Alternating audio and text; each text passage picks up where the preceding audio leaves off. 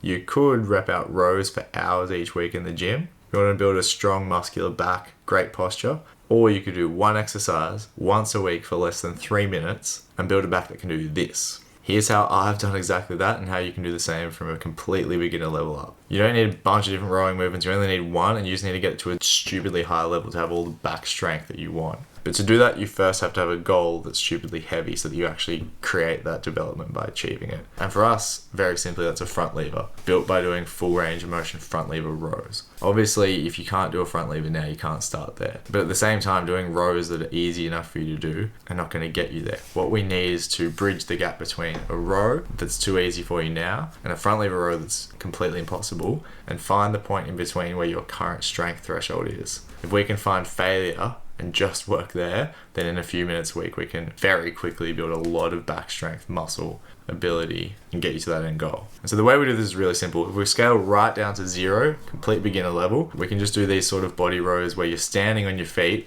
and just moving your body on an angle. This requires almost no strength whatsoever to complete. And so from there we can start to titrate up until we find that point of failure. And the way we do this is simply taking more weight on our hands, letting our body come horizontal, and then pushing our hands away towards our feet as far as possible. The best way to find this for yourself is get to the top of a row, and rather than lower, push the rings away towards your knees until you start to feel yourself being forced down. You start to feel your arms being pried away from you. That is when you know you're failing, and it's that experience of failure that we want throughout every rep we do, because if you work at that limit, a few minutes a week is more than enough to maximize progress. Eventually, as your strength limit increases, that push is going to get further and further and further away until you suddenly realize you can jump your feet off the ground and start working front lever row variations. Stop mindlessly repping out back exercises. Just do this and do it properly. Actually find your point of failure and just work there. Before long, you're going to realize you've unlocked a front lever and your back looks completely